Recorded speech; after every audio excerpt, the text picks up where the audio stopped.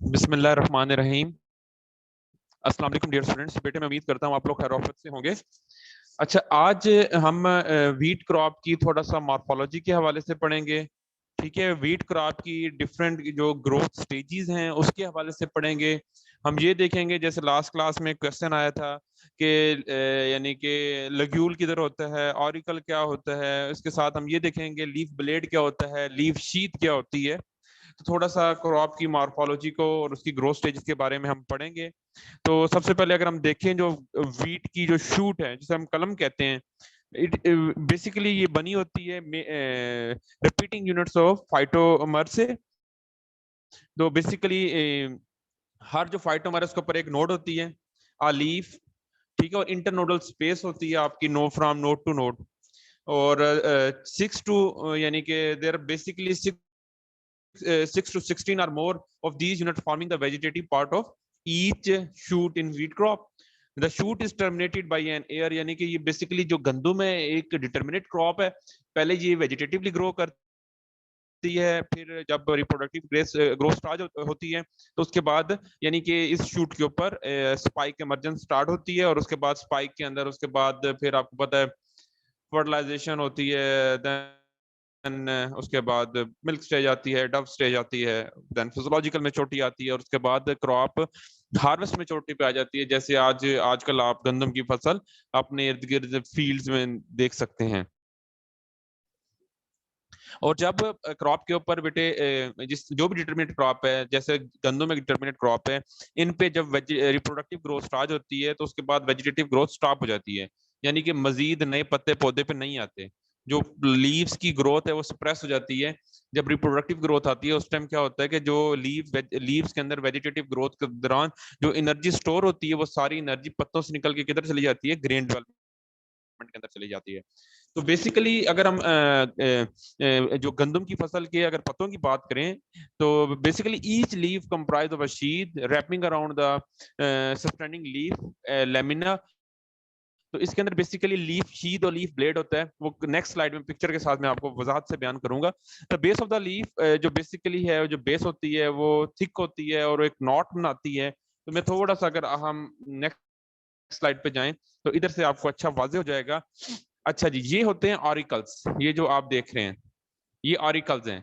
जब इसको ये लीफ ब्लेड है, ये क्या है, ये लीफ ब्लेड आपको नजर आ रहा है, ये गंदम का लीफ ब्लेड है जो पत्ता है।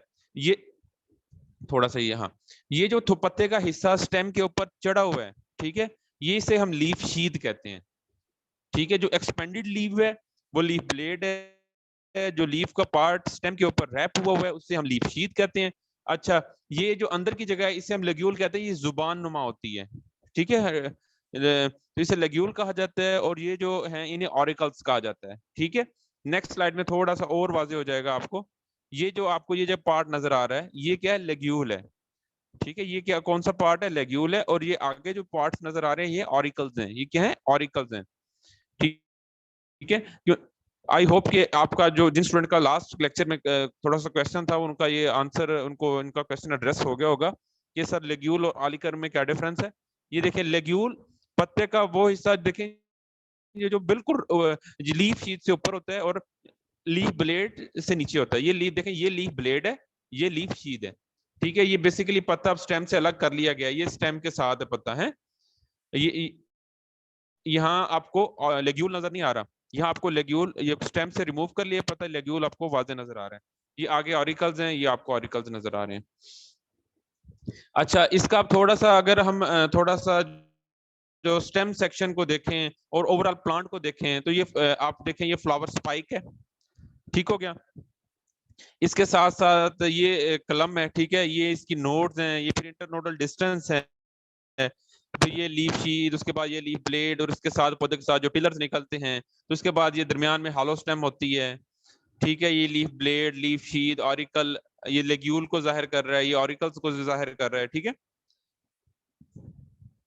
टिलरिंग बेसिकली बेटे जैसे हमारे ग्रेमनी फैमिली की काफी सारी क्रॉप्स ऐसी हैं जिसमें अल्लाह ताला ने टिलरिंग की कैपेसिटी रखी है। टिलरिंग क्या है कि हम सीड एक लगाते हैं, उस सीड से एक तो मदर टिलर निकलता है। उसके बाद उस मदर टिलर से क्या होता है कि क्राउन रूट्स इनिशिएट होती हैं और उन क्राउन रूट से और टिलर्स निकलते हैं, primary tiller, secondary tiller, tertiary tiller, tertiary tiller.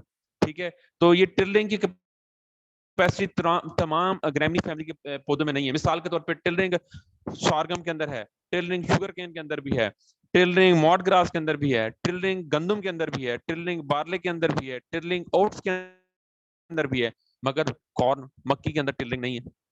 ठीक है, मक्की भी ग्रैमनी फैमिली का प्लांट है, मगर वो टिलरिंग उसमें वो नहीं करता।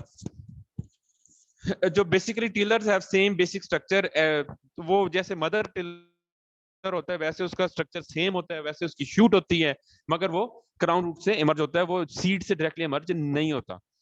तो टिलर्स बेसिकली जैसे मैंने आपको बताया ये डेवलप होते हैं from buds in the axils of leaves.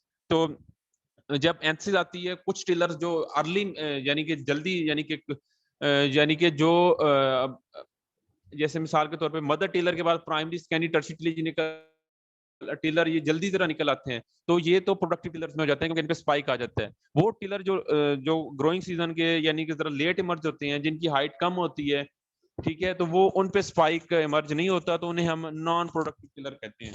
वो टिलर जिन पे स्पाइक होगा वो प्रोडक्टिव टिलर्स होंगे, और वो टिलर जिन पे स्पाइक इमर्ज नहीं होगा वो नॉन प्रोडक्टिव टिलर्स होंगे। तो जो बेसिकली हमारी वीट है वो जब एंथसिस में अप्रोच करती है, the ear is completely formed and pollen grains and corpora are fully developed. After anthesis the florets open, pollen is released and the carpels are pollinated. ठीक है, बेसिकली आपको पता है कि लीफ एक सेल्फ, जो हमारी गंदम की फसल एक सेल्फ पोलिनेटेड क्रॉप है। इसके जो बेसिकली इसके जो स्पाइकलेट्स होते हैं उसके अंदर मेल फ्लावर्स भी होते हैं और फीमेल भी होते हैं। ठीक है, तो जो पोलन्स हैं, ठीक है, वो यानी कि एंथर से फिर वो स्टिग्मा पे यानी कि जो हम जिसे कार्पल बेसिकली कहते हैं तो मूव होते हैं, तो उससे हम पोलिनेशन कहते हैं। तो ये थोड़ा सा इसकी एक थोड़ा फ्लोरल चार्ट है, ये आपको एक यानी कि वो स्पाइकलेट दिखाया गया इसमें जो फ्लोरेट्स हैं, और ये थोड़ा सा आपकी यानी थोड़ा सा ना हो के लिए। इसके बाद वीट की जो ग्रोथ स्टेजेस हैं, ठीक है, there are different growth scales are used in wheat, like the one जिसमें पीक स्केल्स भी है और डिफरेंट अदर भी स्केल्स अवेलेबल हैं। इसमें जो हमारा international maize and millet research institute है मैक्सिको के अंदर, सिमिट के नाम से, तो उन्होंने भी अपने अलग स्केल्स बनाए हुए हैं। तो ये डिफरेंट कंपनीज, जैसे जब यूनिवर्सिटी ज्वाइन करने से पहले मैं यानी कि सीपी के अंदर था as a hybrid seed development officer, तो उसके अंदर हम सिमिट के जो ये पीक स्केल्स हम यूज नहीं करते थे, हम जो सिमिट के दिए हुए स्केल्स से हम वो यूज करते थे to determine the different growth stages in corn crop. तो अगर बात करें, ये पहले सीडलिंग स्टेज है, ठीक है, ये सीडलिंग स्टेज कौन सी होती है, जो डायरेक्ट सीड से प्लांट इमर्ज होता है, तो एक सीडलिंग बनती है, नन्हा मुन्ना पौधा बनता है, ठीक है, इसे हम सीडलिंग स्टेज कहते हैं। ये डायरेक्टली सीडलिंग इमर्ज कहाँ से होती है, सीड से इमर्ज होती है। इसके बाद क्या होती है कि टिलिंग स्टेज आ जाती है। टिलिंग कैसे है कि जो पौधा है इसकी क्राउन रूट इनिशिएशन आपको पता है गंदम के अंदर तकरीबन 18 से 20 दिन के बाद क्राउन रूट इनिशिएशन स्टार्ट हो जाती है। उन क्राउन रूट से ये देखिए छोटे छोटे, अगर आप पिक्चर में देखें, छोटे छोटे टिलर्स इमर्ज हो रहे हैं, ठीक है। तो ये टिलरिंग है बेसिकली, थोड़ा सा इधर से भी आपको वाजे हो जाएगा। ये गंदम है, इसका सीड यानी कि ये कोलोपोटाइल कोलोराइजा, कोलोपोटाइल आपको पता है जो स्टेम में कन्वर्ट होगी, कोलोराइजा जो रूट्स में कन्वर्ट होगा, ठीक है। तो ये सेमिनल रूट शुरू में निकलेंगे, ऑलरेडी पिछली क्लास में बताया था, ये सेमिनल रूट्स हैं। ये ऊपर ये रूट्स निकल रही है ना बेटे, ये आप रूट्स देख पा रहे हैं, ये वाली रूट्स, ये क्राउन रूट्स हैं। फिर इधर से बेटे टिलर्स निकलेंगे। अब ये देखें ना, ये क्राउन रूट से एक टिलर निकल गया, फर्स्ट टिलर निकल चुका है, फिर इस तरह अदर टिलर निकलेगा, फिर अगला टिलर निकलेगा। अच्छा जी, इसके बाद जॉइंटिंग स्टेज है, ठीक है। सीडलिंग के बाद टिलरिंग होती है, टिलरिंग के बाद जॉइंटिंग यानी कि नोड्स बनती हैं प्रॉपर ना। हर टिलर्स के ऊपर डिफरेंशिएशन, आपको पता है ग्रोथ के अंदर 3 चीजें होती हैं, सेल डिवीजन होती है, सेल इलॉन्गेशन होती है, फिर सेल डिफरेंशिएशन होती है। तो बेसिकली जब टिलर्स बनते हैं तो फिर वो उनकी आगे डिफरेंशिएशन होती है, नोड्स बनती हैं, उनकी लीफ शीथ बनती है, उनका लीफ ब्लेड बनता है। तो इस तरह ये स्टेज स्टार्ट होती है। इसके बाद बूटिंग स्टेज है। बूटिंग स्टेज में क्या होता है कि जो हमारी क्रॉप का फ्लैग लीफ है वो ऊपर आ जाता है, और स्पाइक अभी नजर नहीं आता, स्पाइक लेस जो फ्लैग लीफ है उसके अंदर लिपटा होता है। एक बात याद रखिएगा, गंदम की जो औसत हम उठाते हैं उसके अंदर 60 to 65% रोल, कोई साइंटिस्ट तो ये भी क्लेम करते हैं 70% गंदम की औसत के अंदर रोल फ्लैग लीफ का होता है, जो अपर टॉप लीफ है। अगर हम इस टॉप लीफ को बूटिंग स्टेज पे काट दें तो गंदम की जो औसत है इंतहाई कम आती है, क्योंकि ये वो लीफ है जो सबसे बड़ा पत्ता होता है और ऊपर होता है, ये सूरज की रोशनी को बड़े अच्छे तरीके से कैप्चर करता है और फोटोसिंथेसिस करता है, और ये इसकी जो एनर्जी है स्पाइक के पास होता है, सारी की सारी एनर्जी इसकी अल्टीमेटली किधर कन्वर्ट होती है, वीट के ग्रेन के अंदर। यानी कि जितने फोटोसिंथेट्स हैं उनकी पार्टिशनिंग वीट के ग्रेन में होती है, और जितना फ्लैगली बच्चा होगा आपकी फसल का, उतना जो दाने हैं वो वजनदार होंगे या बोल्ड ग्रेन्स होंगे। ठीक है, एक बात बेटे याद रखिएगा, गंदम की फसल पढ़ रहे हैं, एक इंतहाई इंपॉर्टेंट आपको इंटरव्यू के हवाले से भी एक बात बताने जा रहा हूँ, वो ये है कि बेटे जो हमारी गंदम की दो किस्म की वैरायटियां होती हैं। ठीक है, एक वैरायटियां एक एक वैरायटी ऐसी होती है जिसे हम कहते हैं बोल्ड ग्रेन वैरायटी, एक वैरायटी होती है जिसे हम कहते हैं स्मॉल ग्रेन वैरायटी। ठीक है, बोल्ड ग्रेन वैरायटी और स्मॉल ग्रेन वैरायटी हमने जब भी कहीं सोइंग करनी है, आप इन फ्यूचर यानी कि अपनी फार्मिंग भी कर सकते हैं, या किसी गवर्नमेंट के फार्म पे फार्म मैनेजर लग सकते हैं, प्राइवेट फार्म पे कोई फार्म मैनेजमेंट का काम कर सकते हैं। तो व्हाट्सएवर आपने वीट की वो वैरायटी सिलेक्ट करनी है, बोल्ड ग्रेन या स्मॉल ग्रेन, अपने एरिया की लोकल क्लाइमेट को देखते हुए। बाज इलाके ऐसे होते हैं जहां अक्सर औकात फरवरी के एंड में ही टेम्परेचर हाई राइज कर जाता है। जब टेम्परेचर राइज करता है 40-45 को टच करता है, और उस टाइम आपको पता है फिर इस तरह मार्च के शुरू में आंधी आने का भी खतरा होता है, बंदा हम क्रॉप को इरिगेट भी नहीं कर सकते। तो ऐसे इलाकों में, जिनमें जैसे मिसाल देता हूँ भावलपुर हो गया, या चोलिस्तान का एरिया हो गया, या मुल्तान की भी पेरिफेरी एरिया इसमें आते हैं, तो ऐसे इलाकों में हम रिकमेंड ये किया जाता है हम स्मॉल ग्रेन वैरायटियां लगाएं। बोल्ड ग्रेन वैरायटियां लगाएंगे तो क्या होगा कि दाने के अंदर स्मॉल ग्रेन वैरायटी के अंदर क्या होता है, पर स्पाइक नंबर ऑफ ग्रेन ज्यादा होते हैं, बोल्ड ग्रेन वैरायटी में पर स्पाइक नंबर ऑफ ग्रेन कम होते हैं। अगर फॉर एग्जांपल फरवरी के महीने के अंदर कोई हीट वेव आ जाती है, टेम्परेचर राइज कर जाता है, जो बोल्ड ग्रेन वैरायटी होती है उसका फिर बेटे दाना पिचक जाता है, अल्टीमेटली आप कम औसत उठाते हैं। जो स्मॉल ग्रेन वैरायटीज होती है उस पर अगर हाई टेम्परेचर का स्ट्रेस आ भी जाता है, तो उसका वो क्या होता है कि नंबर ऑफ ग्रेन ज्यादा होते हैं, ग्रेन ऑलरेडी इस्तेमाल होता है, तो इतनी ज्यादा ग्रीन की श्रिवलिंग नहीं होती, तो आप बुरे हालात में भी स्मॉल ग्रेन वैरायटी से अच्छी औसत उठा लेते हैं। मिसाल के तौर पे लसानी वैरायटी है, लसानी 2008, ये स्मॉल ग्रेन वैरायटी है। ठीक है, इस तरह एक आस है भावलपुर की वैरायटी, तो ये भी स्मॉल ग्रेन वैरायटी है। ठीक है, तो कुछ बोल्ड ग्रेन वैरायटीज हैं, जैसे फैसलाबाद 2008 है, ठीक है, आरी है। तो ये वैरायटीज अक्सर औकात वो इलाके जहाँ हीट वेव का इशू होता है वहाँ अच्छा परफॉर्म नहीं कर पाती। तो इसके बाद हेडिंग और फ्लावरिंग स्टेज, अब ये देखें, ये एंथसिस हो रही है। ठीक है, ये आपको यानी कि ये एंथसिस के दौरान इस तरह ये जरदाने से यानी आपको नजर आते हैं, ये ब्रस्ट होते हैं, इसके अंदर से फिर पोलन निकलते हैं, और पोलन से फर्टिलाइजेशन होती है, और फिर ग्रेन डेवलपमेंट स्टार्ट होती है। तो अगर ये फिर ग्रेन डेवलपमेंट स्टार्ट होती है, पहले मिल्क स्टेज आती है, दाना दूधी हालत के अंदर होता है, हम दाने को पिचकाते हैं, तो उसमें से पिचकारी करके व्हाइटिश मिल्क सा निकलता है। तो इसे हम इस स्टेज को क्या कहते हैं बेटे, इस स्टेज को हम कहते हैं मिल्क स्टेज। उसके बाद मिल्क स्टेज से कोई 15 से 20 दिन बाद दाना डव स्टेज में आ जाते हैं, हम दाने को पिचकाते हैं, पिचकारी हमारे मुंह पे नहीं आते, बल्कि उसमें से पेस्ट सा व्हाइटिश पेस्ट निकलता है, ये डव स्टेज है। इसके बाद एक आती है स्टेज जिसे हम कहते हैं फिजियोलॉजिकल मेच्योरिटी। फिजियोलॉजिकल मेच्योरिटी में क्या होता है कि हमारी क्रॉप अभी ग्रीन खड़ी होती है, यानी ग्रीनिश और येलोइश सी होती है हमारी क्रॉप, येलोइश टू ग्रीनिश होती है, मगर उसमें ये होता है कि फोटोसिंथेट्स मजीद हमारे सीड में नहीं जाना बंद हो जाते हैं, यानी कि सीड में नमी ज्यादा होती है, मगर फोटोसिंथेट्स की जो कन्वर्जन है फ्रॉम लीफ टू सीड वो स्टॉप हो जाती है। तो इस स्टेज को हम कहते हैं फिजियोलॉजिकल मेच्योरिटी। ठीक है, इसमें यानी कि ग्रेन को हम प्रेस करें तो उसमें से पेस्ट सी नहीं निकलती, मगर हम उसमें यानी कि अपना को नेल वगैरह प्रेस करें तो नाखून का निशान दाने के ऊपर पड़ जाता है। इसके बाद हम फिजियोलॉजिकल मेच्योरिटी के बाद 5-10-15 दिन हम फसल को खेत में वैसा छोड़ देते हैं ताकि जो उसके मॉइस्चर कंटेंट्स हैं वो कम हो जाएं। अगर हम फिजियोलॉजिकल मेच्योरिटी पे फसल को हार्वेस्ट करने की कोशिश करेंगे, अगर गंदम को हार्वेस्ट करेंगे, गंदम का नाड़ अभी गीला होगा, वो थ्रेशर के अंदर फंसेगी, रीपर उसको प्रॉपर तरीके से काट नहीं सकेगा, तो प्रॉपरली ना हम ग्रेन सेपरेट कर सकेंगे, और जो दाने हम जो क्रॉप का प्रोड्यूस हासिल करेंगे आफ्टर थ्रेशिंग, उसके अंदर नमी ज्यादा होगी, और उसको फंगस लगने का, उसको एफ्लाटॉक्सिन्स का, उसके ऊपर अटैक ज्यादा होने के चांसेस हैं।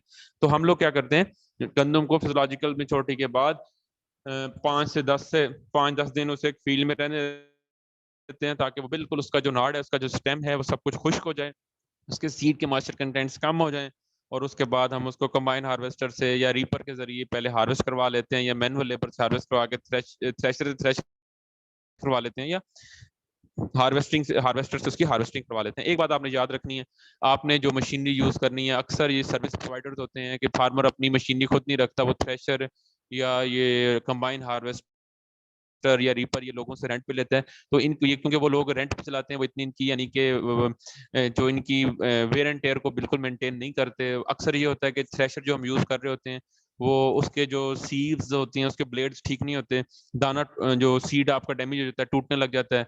तो अल्टीमेटली जब ग्रेन का किसी भी सीड को डैमेज होगा तो उसके ऊपर डिजीज का अटैक, इंसेक्ट का अटैक जल्दी आएगा। इस तरह बाज़ औक़ात हम कंबाइन हार्वेस्टर यूज करते हैं और हम चौधरी साहब बन के ना, जो फार्मर होता है वो एक साइड पे बैठ जाता है। और वो अक्सर ये होता है कि कंबाइन हार्वेस्टर जब चलता है ना, तो उसके अंदर अगर उसकी सीव्स ठीक ना हो ना, तो वो ग्रेन्स को भी पीछे ट्रैश के साथ साथ निकालता रहता है। तो एज ए एग्रेरियन आपने जब भी यानी कि कोई भी हार्वेस्टिंग और थ्रेशिंग इक्विपमेंट अपने फील्ड में यूज करवाना है, तो उसको जरा थोड़ा सा चेकआउट कर लेना है कि आया कि ये इक्विपमेंट है ये किसी किस्म का इश्यू तो नहीं कर रहा, ठीक है, इसके अंदर कोई ग्रेन्स को डैमेज तो नहीं हो रहा, कोई ग्रेन का लॉस तो नहीं हो रहा, ग्रेन तुड़ी के साथ तो नहीं जा रहे, ग्रेन ब्रेकेज तो नहीं हो रही, ग्रेन स्ट्रेच के साथ तो नहीं जा रहे, ठीक है, प्रॉपर क्रॉप को सारे जो इसके आगे रीपर के कट रहे हैं काट रहे हैं, कुछ प्लांट्स को छोड़ तो नहीं रहे। ये ना हो कि कुछ प्लांट्स रीपर काट रहा हो, कुछ प्लांट ट्रैक्टर के नीचे जाके वैसे खेत के या ऊपर यानी कि लंबे यानी कि वो हो जाए, फ्लैट हो जाए, वो आपको पता ही ना चले, वो लॉस हो एक किस्म का यील्ड का। तो बेटे ये आज के हवाले से लेक्चर था, ठीक है। मैं उम्मीद करता हूँ आपको आज का लेक्चर समझ आ गया होगा। और अभी भी आप देखें क्लास की अटेंडेंस की अगर हम बात करें तो बहुत ज़्यादा पुअर अटेंडेंस।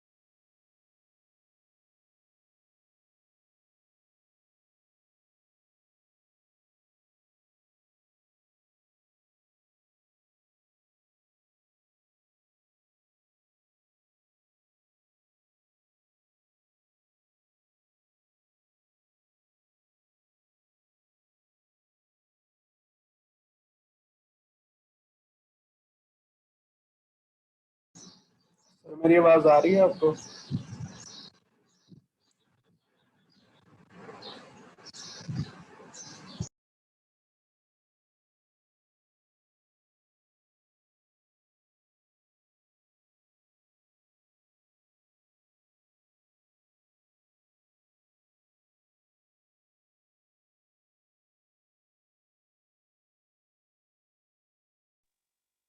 हाँ जी बेटे, किसी स्टूडेंट का क्वेश्चन है तो आप कर सकते हैं। Yes sir. सर वो जो आपने एक स्लाइड दिखाई थी, हाँ, स्टेम वाली, उसमें अच्छा, आई थिंक अब मैं बात कर रहा था, दरमियान में शायद माइक म्यूट हो गया था, ऐसे ही है? Yes sir.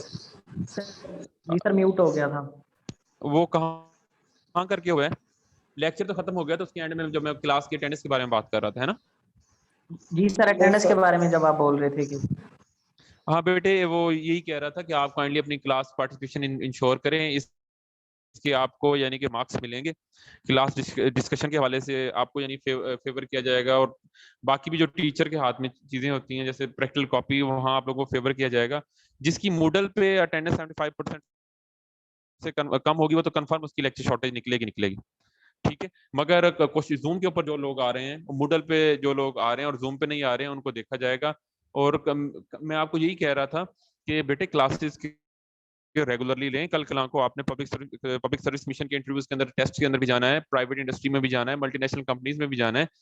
आपके पास कोई एनालिटिकल और टेक्निकल स्किल्स होंगी तभी आप अच्छा परफॉर्म कर सकेंगे ना। तो वो कैसे आएंगे? जब आप क्लासेस लेंगे, आपके कंसेप्ट क्लियर होंगे। सिर्फ नोट्स पढ़ के तो नहीं आ सकती ना बेटे ये बातें। हाँ जी बेटे, अब फैसल का क्या क्वेश्चन था? सर वो जी कलम फैसल, का बता रहे हैं, CULMN।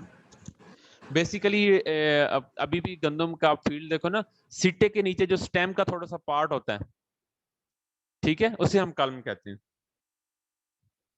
ये सिर्फ वेट में होता है? क्या कह रहे हो बेटे?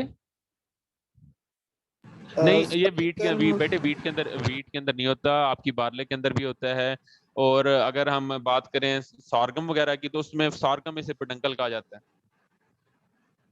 मतलब कि सर इसकी डेफिनेशन क्या होगी हमें, जिससे पता चल सके ये किस क्रॉप में है, ये किस क्रॉप में नहीं है? बेटे ये ग्रासेस के अंदर तमाम, यानी कि ग्रासेस के अंदर होता है जो स्टेम का वो पार्ट जिसके साथ आपका स्पाइक, पेडंकल, पेनिकल अटैच होता है, उसे कलम कहा जाता है, या टेसल अटैच होता है। समझ आ रही? Okay sir. और सर वो जो ग्रेमनी, मेरी बात सुनो, ग्रेमनी फैमिली की डिफरेंट जो ग्रेमनी फैमिली की डिफरेंट क्रॉप्स हैं, जिस तरह राइस का इन्फ्लोरेसेंस है, पेनिकल है, ठीक है, वो भी एक क्लम के साथ अटैच होता है।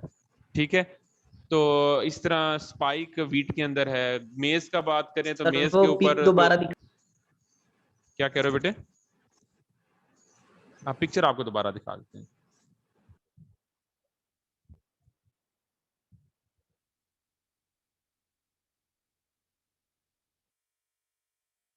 ये देखें, देख रहे हैं सब? पिक्चर नजर आ रही है सबको? Yes sir. यस जी सर। चलें, आई होप कि आपका ये क्लियर हो गया होगा। हाँ जी, नेक्स्ट। सर वो जो क्राउन रूट्स आपने जो इधर पिक्चर दिखाई थी, उसमें सर उनके ऊपर हेयर रूट्स तो है नहीं, तो फैसल जरा ऊंची बोलो बेटे, आवाज क्लियर नहीं आ रही है। आप क्या कह रहे हो? सर जो आपने कौन इधर सी रूट पिक्चर दिखाई? दिखाई थी ना क्राउन रूट्स की, जहाँ से वो जी टिलर जी, निकले, उनके ऊपर हाँ सर हाँ कोई रूट हेयर तो है नहीं सर, उनका क्या फायदा फिर? बेटे, क्राउन रूट्स और जो दूसरी रूट्स हैं उनमें डिफरेंस ये है कि क्राउन रूट्स आपकी बिल्कुल सरफेस ऑफ सॉइल के साथ साथ फ्लैट मूव करती हैं, और इनसे टिलर्स निकलते हैं बेसिकली। रूट हेयर्स वगैरह भी यानी कि जो होते हैं वो उन रूट्स पे होते हैं जो नीचे से आपके क्रॉप के लिए जो न्यूट्रिएंट्स ले रही हैं या कोई वाटर का अपटेक कर रही है ना।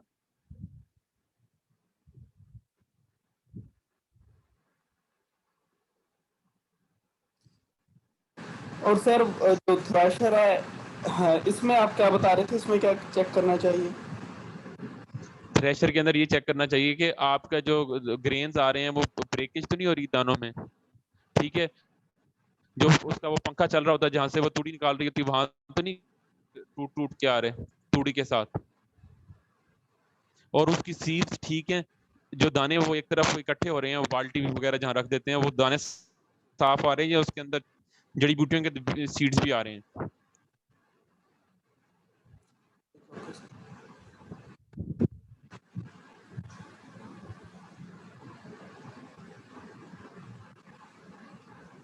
हाँ जी बेटे, किसी और का क्वेश्चन? क्वेश्चन फटाफट करें जवानों, टाइम असल में मीटिंग का एंड होने वाला है। जी तो क्वेश्चन रूट्स की आपके रह भी गए तो दोबारा रेगुलरली लेता हूँ, लेकिन आप कह रहे थे कि अटेंडेंस नहीं मार्क हो रही। अटेंडेंस तो मैं लगा रहा हूँ, मैंने क्या हो आपको गया? स्क्रीनशॉट दी। सर वो मैं अटेंडेंस मार्क कर रहा हूँ, लेकिन आपके पास शो नहीं हो रही, पता नहीं क्या मसला है। मैंने आपको स्क्रीनशॉट भेजे हैं।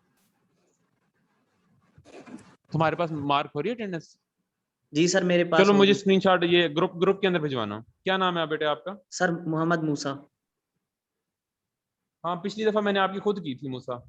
सर आप क्लास में थे, जी वहां आपकी एब्सेंट शो हुई थी, मगर मैंने आपकी पर्सनली खुद कर दी थी मार्क, प्रेजेंट कर दी थी, शुक्रिया सर। सर वो क्योंकि मैंने आप अभी हाँ मार्क की थी शुरू में लेक्चर के, जब आपने टाइम दिया था।